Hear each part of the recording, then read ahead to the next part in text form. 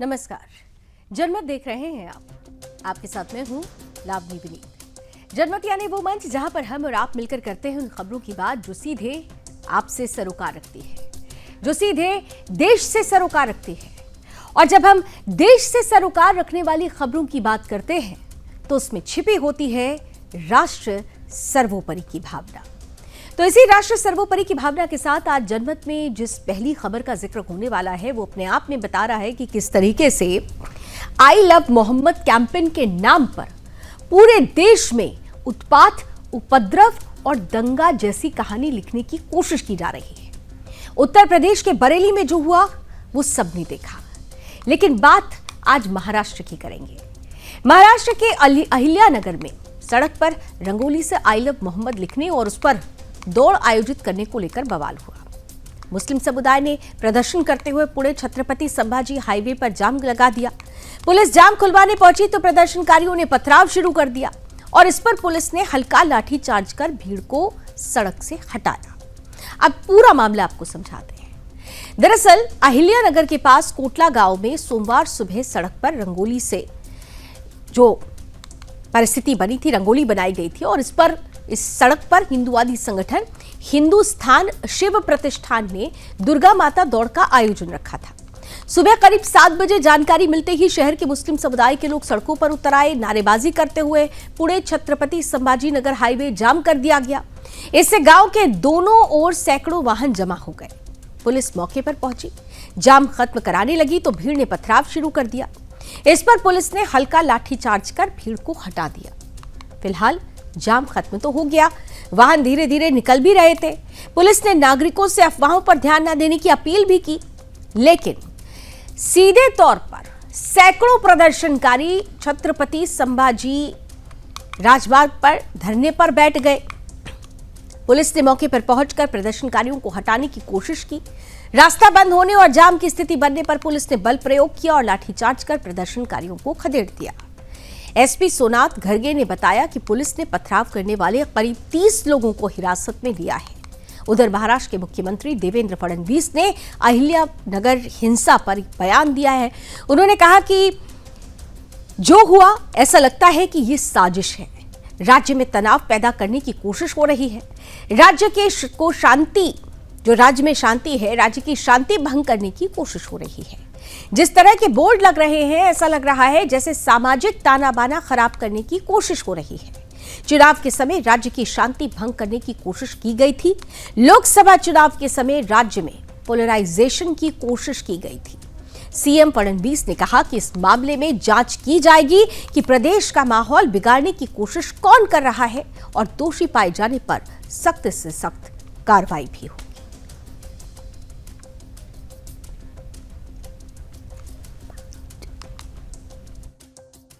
देखिए, मैं अभी प्रवास में था इसलिए मेरे पास उसकी पूरी जानकारी नहीं है, लेकिन मैं इतना ही कहना चाहूंगा कि जिस प्रकार से ये सारे अलग अलग प्रकार के बोर्ड्स लग रहे हैं या बाकी चीजें चल रही है, एक प्रकार से ये भी देखना पड़ेगा कि क्या इसके पीछे कोई साजिश है, क्या कोई यहाँ पर जो हमारा सामाजिक ताना बाना है उसको एक प्रकार से उधेड़ने का प्रयास कोई कर रहा है क्या, इसको भी ध्यान में लेना पड़ेगा।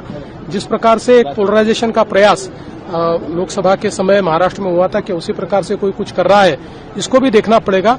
सभी को अपने अपने धर्म का अवलंब करने का पूरा अधिकार है, लेकिन इस प्रकार से लोगों के बीच तनाव पैदा हो, इस प्रकार से अगर कोई करता है तो योग्य नहीं है।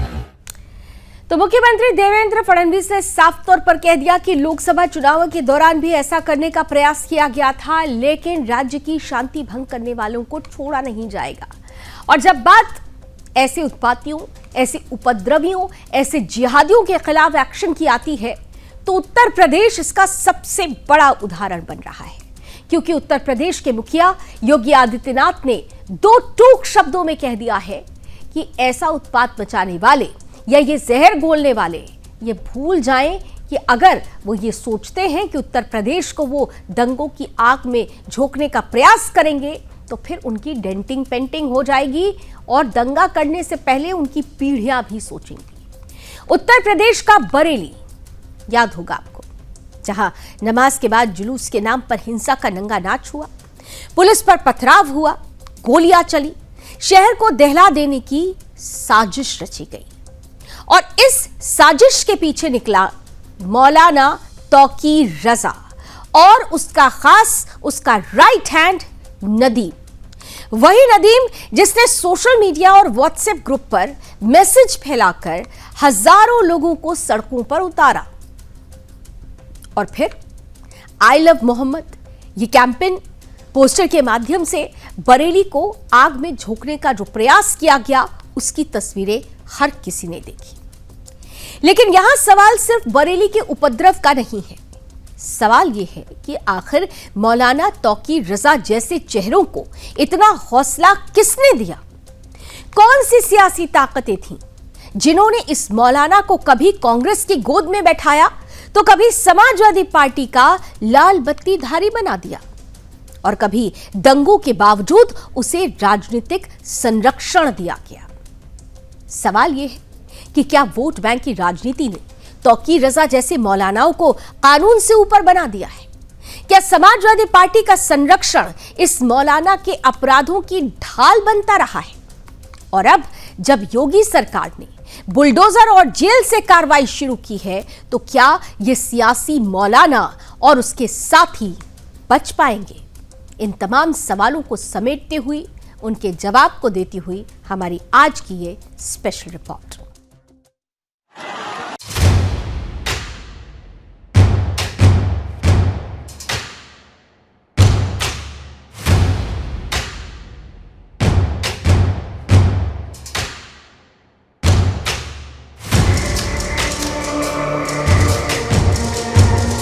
उत्तर प्रदेश का बरेली, जहां आई लव मोहम्मद के नाम पर भड़की हिंसा, पुलिस पर पथराव हुआ और आम लोगों की जान खतरे में पड़ी। ये सब हुआ एक सुनियोजित साजिश के तहत और इस साजिश का सूत्रधार कोई और नहीं बल्कि मौलाना तौकीर रजा का खासम खास नदीम निकला। जी हां, वही नदीम जिसे तौकीर रजा का दाहिना हाथ कहा जाता है। पुलिस की जांच में खुलासा हुआ कि नदीम ने ही व्हाट्सएप ग्रुप्स पर मैसेज फैलाकर 1,500 लोगों को इकट्ठा किया और फिर शहर की शांति को आग के हवाले करने की कोशिश की। डीआईजी बरेली के अनुसार हिंसा कोई अचानक भड़का विवाद नहीं था बल्कि 4 अलग अलग जगहों पर एक साथ दंगा फैलाने की प्लानिंग पहले से ही की गई थी। यही वजह है कि मौके से पत्थर, देसी कट्टे और कारतूस भी बरामद हुए हैं। प्रशासन ने कार्रवाई तेज कर दी है और कार्रवाई को तेज करते हुए तौकीर रजा के करीबियों के होटल और लॉन तक सील कर दिए गए। आरोप है कि इन्हीं ठिकानों पर उपद्रव के लिए बैठकें और फंडिंग की साजिश रची गई। अब तक 30 से ज्यादा गिरफ्तारियां हो चुकी है और तौकीर रजा समेत उसके सहयोगी फतेहगढ़ सेंट्रल जेल भेजे जा चुके हैं।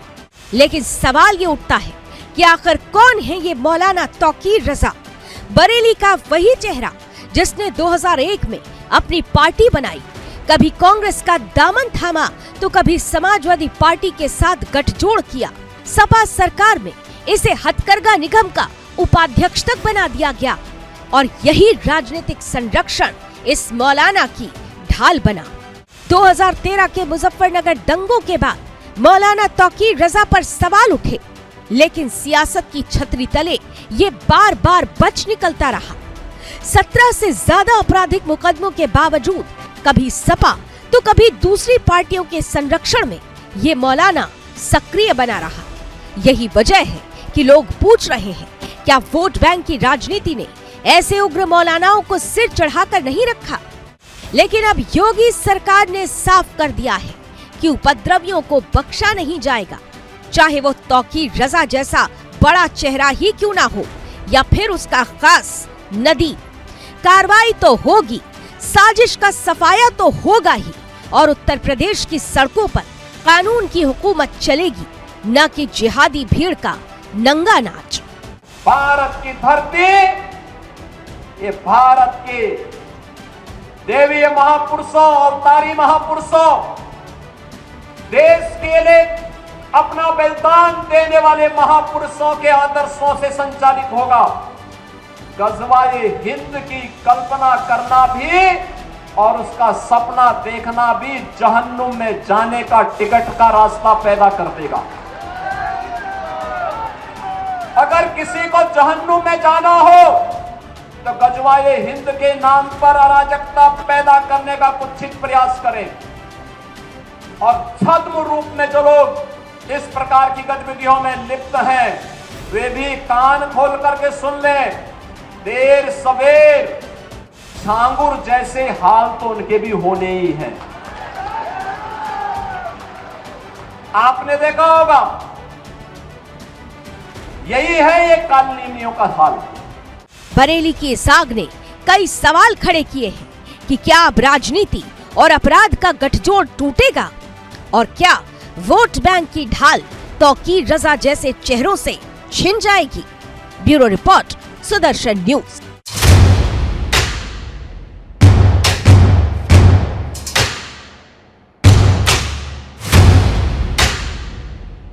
विदाउट परमिशन जो है यहाँ पे रैली निकाली गई, लेकिन जिस तरह से पुलिस ने मारा है वहां पर, और जिस तरह से कह रहे हैं कि उनको दोज़ख का टिकट देंगे, ये अहंकार बोल रहा है।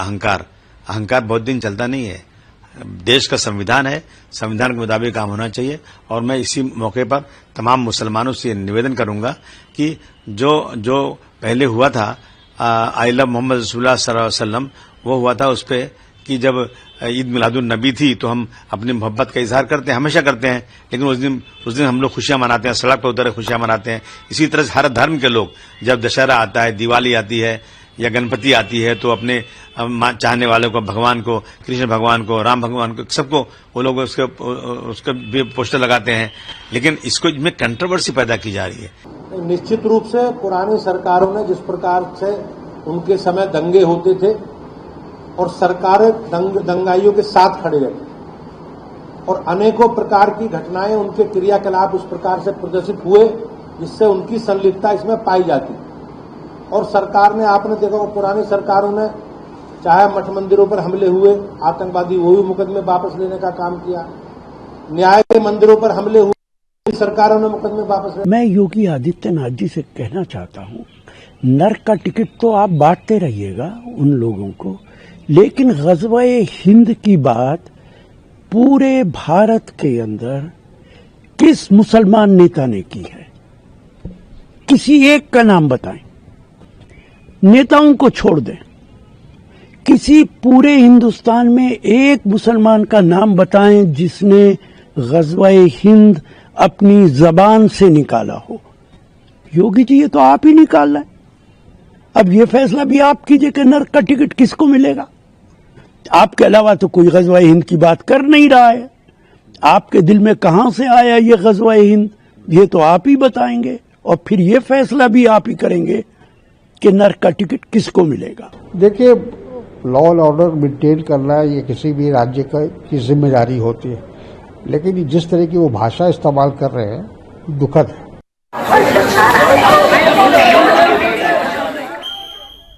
भाषा की चर्चा तो खूब हो रही है, लेकिन जब लातों के भूत बातों से नहीं मानते तो फिर उनके लिए क्या होना चाहिए ये पार्टियां ही तय कर ले, क्योंकि ये वही पार्टियां हैं जिन्होंने ऐसे जिहादी मौलाना तौकीर जैसे लोगों को शरण दी, राजनीतिक संरक्षण दिया, उनके कार्यकाल में लाल बत्ती तक मिल जाती है, राज्य मंत्री का दर्जा प्राप्त हो जाता है। तो जब ऐसा राजनीतिक संरक्षण इन जिहादी सोच वाले मौलानाओं को, इन जिहादियों को मिलेगा तो फिर निश्चित रूप से कड़ी कार्रवाई करनी पड़ेगी, क्योंकि ये देश की संप्रभुता और अखंडता का सवाल है।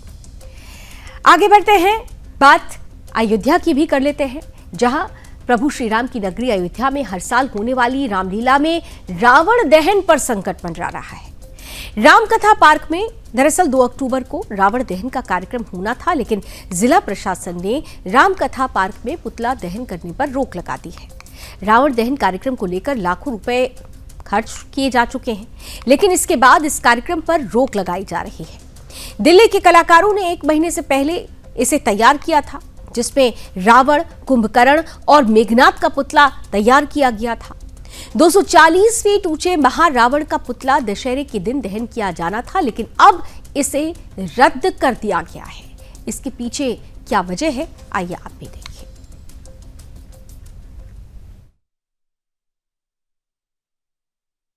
हमारे रामनगरी अयोध्या में ये परंपरा है कि आज तक जब से जो है हम आए हैं अयोध्या में, लगभग 23-24 साल हो गया अयोध्या में, तब से रामलीला में जो है ये परंपरा नहीं देखें कि रावण का पुतला यहाँ जलाता हो। रामलीला तो अनेकों हुआ, लेकिन यहाँ पुतला नहीं जलाया गया जो है रावण का। यही हुआ कि राम जी जो है लंका में पुतला जला के आए थे, अयोध्या में यहाँ साधु संत और ब्राह्मण को खिलाए, उनको जो है यही परंपरा था और यही सब है। यही लिए उनका लीला दिखाया जाता है, लेकिन पुतला नहीं जलाया जाता है।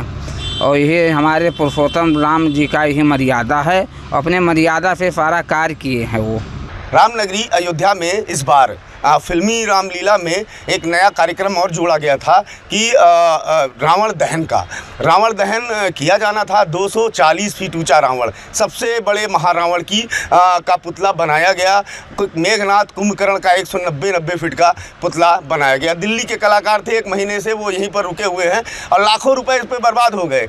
अंत में जब 2 अक्टूबर को पुतला दहन होना है, दशहरे के दिन, जिला प्रशासन ने इस पर रोक लगा दी। उन्होंने कहा रामकथा पार्क में पुतला दहन नहीं होगा और ये नई परंपरा नहीं जोड़ी जानी चाहिए, क्योंकि और भी जो कार्यक्रम शहर भर में होते हैं अयोध्या में, वहाँ पुतला दहन होता है। अब आयोजक परेशान हैं, उन्होंने डिप्टी सीएम को भी आमंत्रित कर दिया है। स्थिति यह है कि लाखों रुपए बर्बाद हो गए और सबसे बड़ी बात, यहाँ के साधु संत इस फिल्मी रामलीला से नाराज है। उनका कहना है स्थानीय कलाकारों को तरजीह नहीं दी जाती है।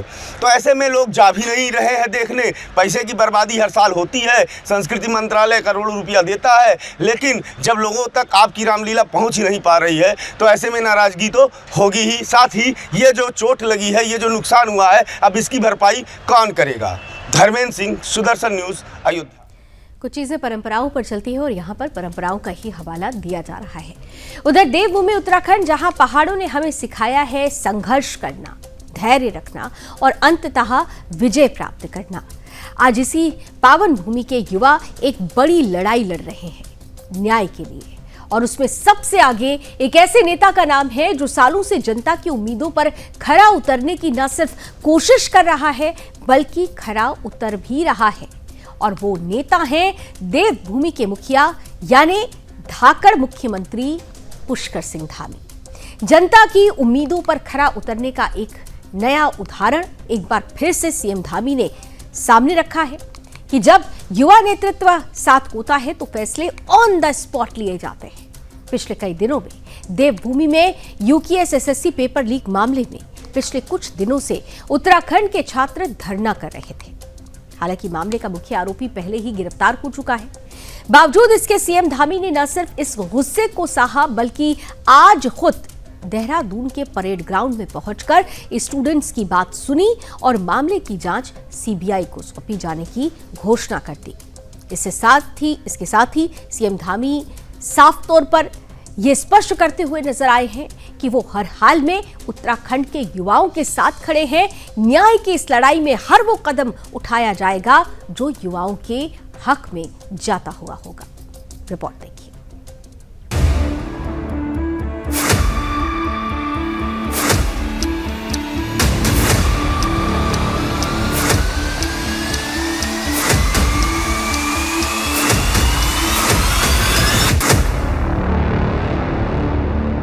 धाकड़ धामी का एक और धाकड़ फैसला, युवाओं की मांग पर सीएम धामी की घोषणा। यूकेएस एसएससी पेपर लीक मामले में होगी सीबीआई जांच, युवाओं की उम्मीदों को फिर मिलेगी उड़ान। लगभग पिछले 1 हफ्ते से चल रहे पेपर लीक को लेकर स्टूडेंट्स के धरने को देखकर सीएम धामी को ऐसी तकलीफ हुई मानो किसी ने अपना बच्चा धूप में छोड़ दिया हो। सीएम ने तेज जांच से लेकर एसआईटी तक का गठन कर दिया, लेकिन स्टूडेंट्स का धरना खत्म नहीं हुआ। कुछ स्टूडेंट्स ने तो आजादी आजादी तक के नारे लगा दिए, लेकिन फिर भी सीएम धामी के प्रशासन ने इसे नाराज बच्चों की गलती समझकर माफ कर दिया और आखिरकार सीएम धामी खुद देहरादून के धरना स्थल पहुंचे, आंदोलनकारी युवाओं से बात की और वहीं सीबीआई जांच की रिकमेंडेशन फाइल पर हस्ताक्षर कर दिए। यही नहीं, उन्होंने भरोसा दिलाया कि आंदोलन के दौरान छात्रों पर दर्ज हुए मुकदमे भी वापस लिए जाएंगे, जो कि न सिर्फ राजनीतिक परिपक्वता का संकेत है, बल्कि एक संवेदनशील नेतृत्व की पहचान भी। आज का युवा सिर्फ सरकारी नौकरी नहीं चाहता, वो न्याय भी चाहता है, और सीएम धामी ने ये समझा है। एसआईटी की जांच रिपोर्ट के आधार पर ये फैसला लेना दिखाता है कि सरकार अब इस मामले को लीपापोती से नहीं, सच्चाई के आईने में देखना चाहती है। 21 सितंबर को आयोजित पटवारी और वीडियो परीक्षा के कुछ ही मिनटों के बाद पेपर लीक की खबर सामने आ गई थी। एक प्रोफेसर ने 3 पेज सार्वजनिक किए, जो बाद में असली पेपर में मेल खाते पाए गए। इसके बाद युवाओं में गुस्सा भड़का और आंदोलन की चिंगारी सड़कों तक पहुंच गई। आरोपी मोहम्मद खालिद को गिरफ्तार कर लिया गया, जिसने 4 अलग अलग नामों से आवेदन किया था। आपने देखा होगा, ये एक असफल प्रयास है। ये पेपर लीक नहीं कहूंगा मैं इसको, ये नकल का प्रकरण आप कह सकते हो, और नकल के प्रकरण के लिए हमने कानून बनाया है। और कोई कानून बनाया जाता है, इसका मतलब ये नहीं है कि वो कानून पर अपराध करने वाले नहीं होंगे। अपराधी उसमें भी अपराध करने की कोशिश करते हैं, लेकिन पकड़े जाने पर वो कानून सख्ती से उस पर कार्रवाई करता है। इस पर भी सख्ती से कार्रवाई होगी। और हमने इसकी गड़बड़ी की जांच के लिए सेवानिवृत्त न्यायाधीश की अध्यक्षता में एसआईटी का गठन का निर्णय किया है, और एसआईटी जांच के आधार पर इस मामले में हम निर्णायक कार्रवाई करेंगे भविष्य में। परंतु मैं आज के इस अवसर पर आप सबके बीच में स्पष्ट कर देना चाहता हूं कि हमारी सरकार राज्य में एक एक नकल माफिया को, राज्य के अंदर एक एक नकल माफिया को चुन चुन कर गिरफ्तार करेगी और उसकी सजा दिलाएगी। ये कहना भी जरूरी है कि धामी सरकार पर दबाव था, विपक्ष की मांग थी, अपनी ही पार्टी के नेताओं की सलाह थी। लेकिन सही नेतृत्व वही होता है जो सही समय पर सही निर्णय ले, और मुख्यमंत्री धामी ने ये कर दिखाया।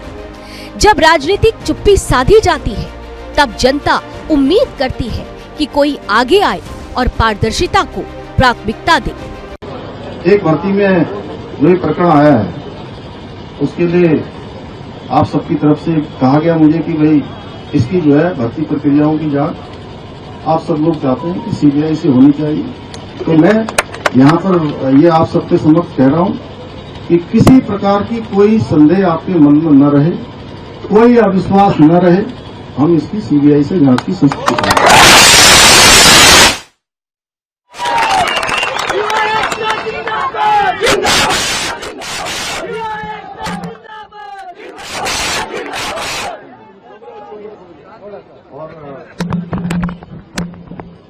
पिछले दिनों इसकी जांच की प्रक्रिया चल रही है, एसआईटी जांच कर रही है। मुझे लगता है राम जी आप लोग आज मिले थे, मिले हैं, और यूसी ध्यानी जी इसकी जांच कर रहे हैं। ये भी देंगे, सारे तथ्य सब जगह से इकट्ठे करे जा रहे हैं। एसआईटी जांच में या यूसी ध्यानी जी जिस जांच को सुपरविजन कर रहे हैं, क्योंकि न्यायाधीश हैं, और उस जांच में कहीं पर भी कोई आता है तो सरकार की तरफ से किसी भी अगले कदम के लिए कोई कहीं रुकावट हमारी तरफ से नहीं है। और जो तीसरा आपने कहा है कि जो मुकदमे लगे हैं, मैं पहले भी कह चुका हूं और आज फिर कह रहा हूं कि जितने भी परीक्षा देने वाले जो भी हमारे बच्चे हैं, हमारे भाई बहन हैं, मेरे बेटे बेटियां हैं, उन सभी के मुकदमे जो भी परीक्षा में भाग लेंगे वो हम स्वतः ही, कोई हो तो एक लिस्ट बना के आप हमको दे देंगे, हम उनके सारे मुकदमे वापस देंगे।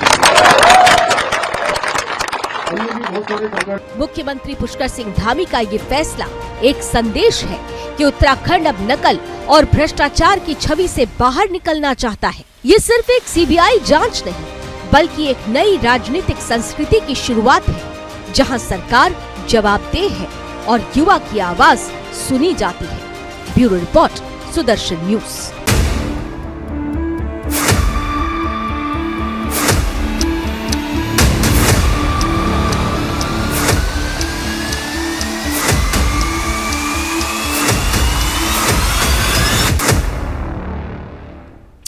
और कहते हैं ना कि अगर मुखिया तुरंत फैसले लेने वाला हो, मुखिया मुद्दों को लेकर संजीदा और संवेदनशील हो, तो फिर तस्वीर ऐसी ही होती है जो आज उत्तराखंड से पुष्कर सिंह धामी, मुख्यमंत्री पुष्कर सिंह धामी ने दी है। जनमत पे अब बात होगी चुनावी राज्य बिहार की। बिहार की सियासत में इन दिनों बयानबाजियों का दौर तेज है और इसी कड़ी में शहनवाज हुसैन बीजेपी के कद्दावर नेता हैं और एक बार फिर से उन्होंने विपक्ष पर तीखा हमला बोला है। खास बातचीत में उन्होंने एक्सक्लूसिव बातचीत में उन्होंने ये बताया कि बिहार में एनडीए की सरकार बनना तय है। कहा कि बीजेपी संगठन के आदेश को सर्वोपरि मानती है और हर कार्यकर्ता इसी सिद्धांत पर काम करता है। शहनवाज हुसैन ने आरजेडी पर निशाना साधते हुए जंगल राज का मुद्दा उठाया और कहा कि बिहार की जनता अब दोबारा उस दौर में नहीं लौटना चाहती। उन्होंने कहा कि बीजेपी का एजेंडा साफ है, विकास, कानून का राज और स्थिर सरकार।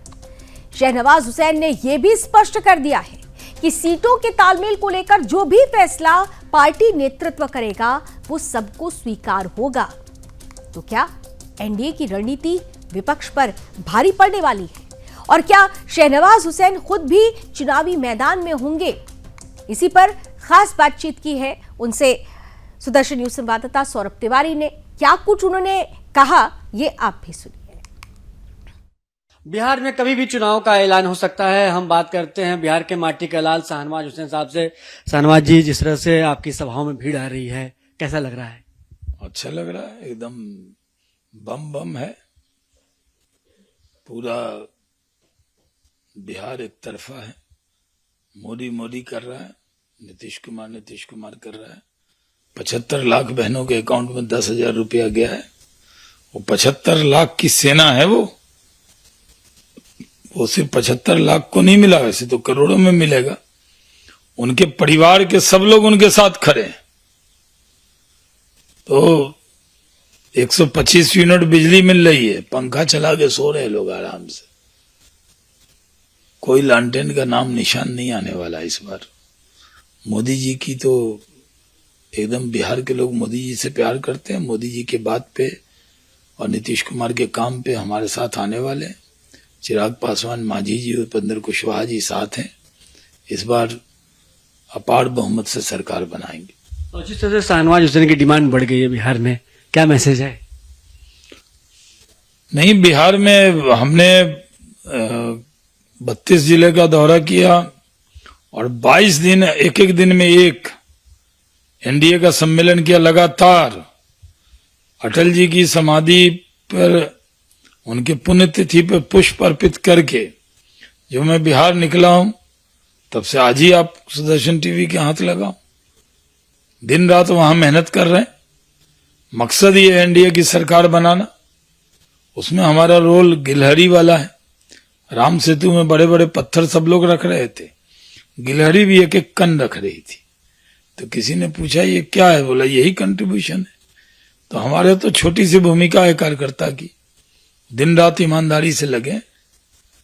हम तो 1986 के बीजेपी के कार्यकर्ता हैं और ईमानदारी से पार्टी को लिए काम करते हैं। पार्टी से मोहब्बत है। कहा जा रहा था कि 2015-2020 में आपको चुनाव लड़ने का ऑफर था, लेकिन आप तैयार नहीं हुए। बिहार की जनता चाह रही है कि शहनवाज जी चुनाव लड़े। अब देखिए, तो पार्टी तय करती है। पार्टी हमारे जैसे कार्यकर्ताओं को जो आदेश देगी स्वीकार करेंगे। कहेगी पूरे बिहार में घूमना है तो बिहार में घूमेंगे। पार्टी कहेगी कि नहीं, एक ही विधानसभा में मेहनत करना है तो वहां करेंगे। तो पार्टी पर है। हमारे बारे में हम अपना निर्णय नहीं करते, मेरा निर्णय पार्टी करती है। अगर बात की जाए, जैसे आपने कहा कि बिहार में विकास की बहार चल रही है, तेजस्वी यादव इससे इनकार कर रहे हैं कि इस बार आप लोग जाने वाले हैं, वो आने वाले हैं। उनको दिखेगा नहीं ना। विकास तो उन्होंने देखा ही नहीं। जब से उनका जन्म हुआ उन्होंने जंगल राज देखा, उसमें विकास तो देखा नहीं। और नीतीश कुमार की सरकार में थोड़ी देर के लिए डिप्टी सीएम बन गए थे, तो कहते हैं जो हो रहा हम ही किए। और अभी हर बात पर टिप्पणी करते हैं। कांग्रेस पार्टी उनको मुख्यमंत्री का उम्मीदवार भी मानने को तैयार नहीं है। कांग्रेस में और राजद में जबरदस्त झगड़ा चल रहा है। तो क्या इस बार लग रहा है कि बीजेपी और जेडीयू की बात करें तो बड़ा भाई की भूमिका में कौन रहेगा, कितनी सीटों आप लोग लड़ेंगे? हम लोग जुर्मा भाई हैं, एकदम जुर्मा भाई की तरह काम करते हैं और मन मिले हुए हैं। कौन बड़ा छोटा ये सवाल नहीं है। धन्यवाद। तो शाहनवाज हुसैन साहब हैं, वो कर रहे हैं कि इस बार जो उनका रोल है वो गिलहरी की तरह है, और गिलहरी का रोल आपको पता है कि जब समुद्र मंथन हो रहा था तो क्या भूमिका उसकी थी। कैमरामैन चंदन के साथ सौरभ तिवारी, सुदर्शन न्यूज, दिल्ली। तो गिलहरी के रूप में किस तरीके से परिस्थितियां पैदा होंगी ये भी समझना बहुत आसान है। बिहार का चुनाव बहुत दिलचस्प होने वाला है, नजर बनी रहेगी। लेकिन इन सब के बीच नजर रूस यूक्रेन वॉर पर भी है, क्योंकि रूस ने 28 सितंबर की रात भी यूक्रेन पर मिसाइल और ड्रोन से भीषण हमला किया, जो करीब 12 घंटे तक जारी रहा। इस हमले में कम से कम 4 लोगों की मौत हो गई, जिनमें एक 12 साल की बच्ची भी शामिल है, जबकि 70 से अधिक लोग घायल हुए हैं। राष्ट्रपति जेलेंस्की के अनुसार रूस ने एक ही रात में 500 ड्रोन और 40 से ज्यादा मिसाइलें दागी हैं। इससे सबसे ज्यादा नुकसान राजधानी कीव और दक्षिण पूर्वी शहर ज़पोरिज़िया में हुआ है। कीव में एक 5 मंजिला इमारत का हिस्सा गिर गया और 7 जिलों में बड़े पैमाने पर तबाही हुई है। यहां 14 लोग घायल हुए हैं, जबकि आसपास की कीव ओब्लास्ट में 28 लोग जख्मी हुए हैं, जिनमें 3 बच्चे भी शामिल हैं। ज़पोरिज़िया में भीषण मिसाइल हमले में 38 लोग घायल हुए हैं। इनमें 3 बच्चे हैं, जिनमें से 2 की हालत गंभीर बताई जा रही है। रात भर ईरानी शाहिद मॉडल जैसे ड्रोन से यूक्रेन के कई इलाके दहशत में रहे। कीव, ज़पोरिज़िया के साथ ही साथ सुमी में भी विस्फोटों की गूंज सुनाई दी। हमले के दौरान रूस के Tu-95 और MiG-31 के बम वर्षक विमान भी उड़ान भरते हुए नजर आए, जिससे पूरे देश में हवाई अलर्ट जारी करना पड़ा। यूक्रेन के राष्ट्रपति जेलेंस्की ने 28 सितंबर को यह दावा किया कि रूस अपनी तथाकथित शैडो फ्लीट ऑयल टैंकर का इस्तेमाल यूरोपीय शहरों पर ड्रोन हमले और उन्हें नियंत्रित करने के लिए कर रहा है।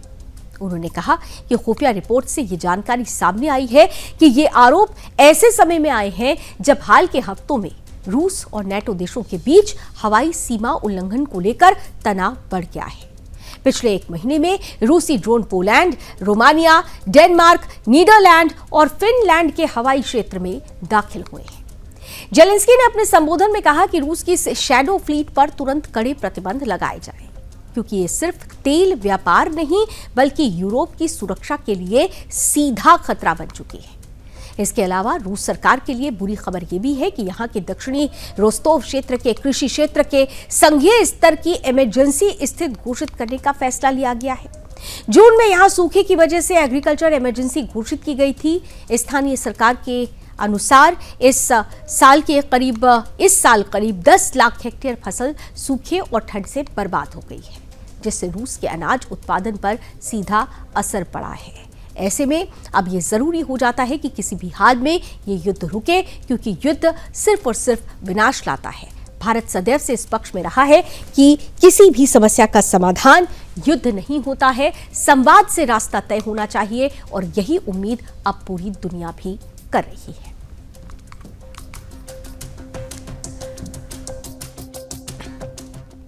और आइए अब पेरू की भी बात कर लेते हैं। नेपाल के बाद अब दक्षिण अमेरिकी देश पेरू के जेनजी भ्रष्टाचार को लेकर सड़कों पर उतर आए हैं। 27 सितंबर को राजधानी लीमा में हजारों युवाओं ने राष्ट्रपति दीना बुलुआर्ते के खिलाफ नारेबाजी और विरोध प्रदर्शन किया। इस प्रदर्शन में पुलिस और प्रदर्शनकारियों के बीच झड़पें हुई। पुलिस ने आंसू गैस के गोले छोड़े, लाठीचार्ज किया, जिसके जवाब में युवाओं ने पथराव किया। दरअसल ये विरोध 20 सितंबर को पेंशन प्रणाली में किए गए बदलावों के बाद शुरू हुए। नए नियम के अनुसार पेरू में 18 साल से अधिक उम्र के हर व्यक्ति को किसी न किसी पेंशन कंपनी से जुड़ना होगा। इसके अलावा राष्ट्रपति बुलुआर्ते और संसद के खिलाफ लंबे समय से जनता में असंतोष बना हुआ है। जेनजी ने इस प्रदर्शन के लिए फेमस जापानी एनीमे वन पीस के कैरेक्टर लूफी को अपना रोल मॉडल बनाया है। ये कैरेक्टर न्याय के लिए लड़ता है। यहाँ भ्रष्टाचार, आर्थिक असुरक्षा, बढ़ता अपराध और जवाबदेही की कमी ने युवाओं को नाराज किया। 2022 में पूर्व राष्ट्रपति पेड्रो कास्तिली को हटाए जाने और गिरफ्तार किए जाने के बाद से ही सुरक्षा बलों की कार्रवाई में दर्जनों प्रदर्शनकारियों की मौत हुई थी। इस पर भी सरकार से सवाल किया जा रहा है। पेरू सरकार ने हाल ही में पेंशन सिस्टम में बदलाव किया। पहले लोग चाहें तो पेंशन योजना से जुड़ सकते थे, लेकिन यह अनिवार्य नहीं था। अब सरकार ने नियम बना दिया है कि पेरू में जो भी नागरिक 18 साल की उम्र पूरी कर लेगा, उसे किसी न किसी पेंशन प्रदाता कंपनी या संस्था से जुड़ना होगा। यानी कोई भी वयस्क इस सिस्टम से बाहर नहीं रह सकता। पेंशन प्रदाता वो निजी या सरकारी संस्थान होते हैं जो लोगों को हर महीने एक तय रकम जमा कराते हैं। रिटायरमेंट या बुढ़ापे में वही पैसा पेंशन के रूप में वापस मिलता है। पेरू की राष्ट्रीय सांख्यिकी एजेंसी के अनुसार देश की 27% आबादी 18 से 29 साल की उम्र के बीच की है। ये युवा इस आंदोलन की रीढ़ है। अब सवाल ये है कि लोग नाराज क्यों हैं? तो कई लोगों को लगता है कि ये जबरन वसूली जैसा है। युवाओं को नौकरी नहीं मिल रही और ऐसे में वो पेंशन के लिए पैसे कहां से जमा करेंगे? तो सवाल कई है और साफ तौर पर युवाओं का ये कहना है कि किसी भी हाल में जबरदस्ती नहीं की जानी चाहिए।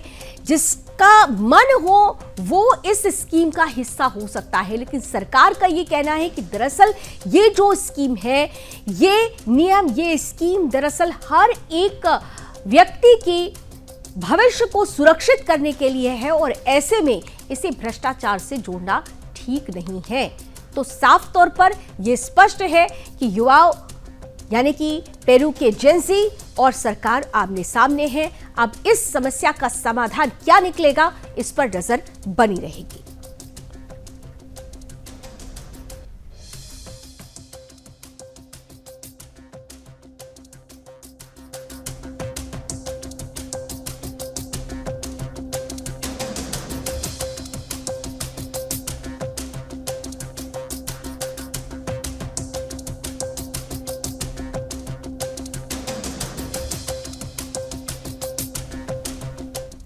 और आइए अब हम कार्यक्रम के आखिरी पड़ाव पर आ चुके हैं, यानी इस वक्त की गुड न्यूज का। आज की गुड न्यूज का है तो गुड न्यूज आज महाराष्ट्र से आ रही है। देश में एक तरफ जहां आर्थिक सुधारों की बयार बह रही है, तो वहीं दूसरी ओर व्यापारियों के बीच टैक्स व्यवस्था को लेकर नई ऊर्जा देखने को मिल रही है।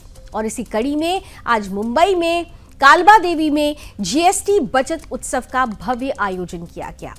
शिवसेना की पहल पर आयोजित इस कार्यक्रम में महाराष्ट्र के उप मुख्यमंत्री एकनाथ शिंदे और सांसद मिलिंद देवड़ा विशेष रूप से उपस्थित रहे। पैदल मार्च से कार्यक्रम की शुरुआत हुई, जिसमें व्यापारियों ने बढ़ चढ़कर हिस्सा लिया।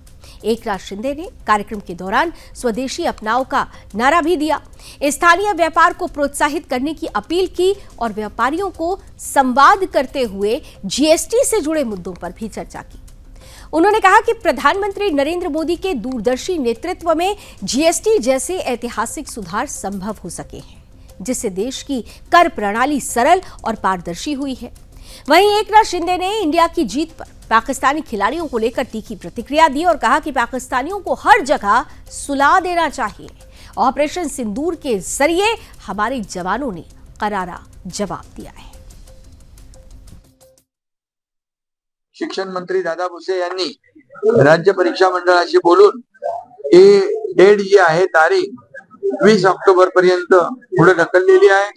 त्यामुळे त्या विद्यार्थ्यांचं वर्ष शैक्षणिक वर्ष वाया जाऊ नये म्हणून हा निर्णय आपण घेतलेला आहे आणि त्याप्रमाणे त्या विद्यार्थ्यांना दिलासा। नमस्ते, मैं Amar Raheja, president of imitation jewellery manufacturers and dealers.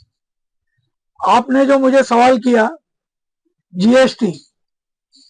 GST के बाबत में हमारा व्यापारी वर्ग इतना खुश है कि कभी कभी ऐसा सोच में आ जाता है कि हमारे प्रधानमंत्री ने।